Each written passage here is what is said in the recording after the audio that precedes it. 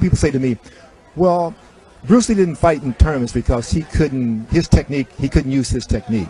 Let's talk about a story that has captivated martial arts fans for decades. It involves two legends, Bruce Lee and Jim Kelly. One was a global icon who revolutionized martial arts on screen, and the other, a two-division karate champion who dominated the 60s and 70s. Jim Kelly wasn't just any martial artist, he was a powerhouse, excelling in both middleweight and heavyweight divisions, an achievement few could match. His reputation as a fighter was unparalleled, making him one of the most respected figures in martial arts history. But what happens when someone of his stature steps into Bruce Lee's world? When the time came to cast the role of Williams in Enter the Dragon, Bruce Lee was clear about one thing. He wanted Jim Kelly. The studio had their own preferences, but Bruce stood firm. He saw something in Kelly, and their collaboration would lead to one of the most iconic roles in martial arts cinema. What's even more fascinating is what unfolded beyond the film. Bruce Lee and Jim Kelly forged a unique bond, and their sparring sessions became the stuff of legend. These weren't staged fights for the camera. They were raw, intense, and deeply revealing. But what did Jim Kelly really think of Bruce Lee as a martial artist? His words provide a rare glimpse into the truth behind Bruce's skills. Stay tuned. This is a story you don't want to miss.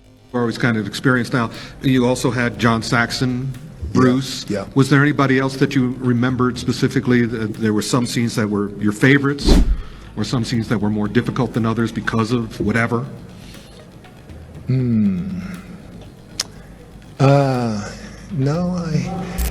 No, I enjoyed working with John Saxon. Yeah. John Saxon, great actor. I was very fortunate to have, in my opinion, the greatest martial artist ever lived. Yeah. Bruce Lee. I'll talk to you about that later. Probably have questions for me on that.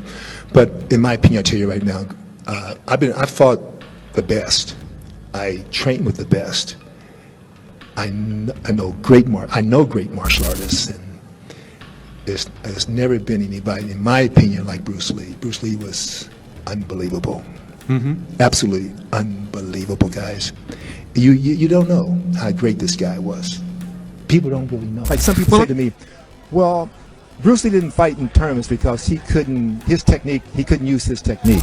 No, that's not true.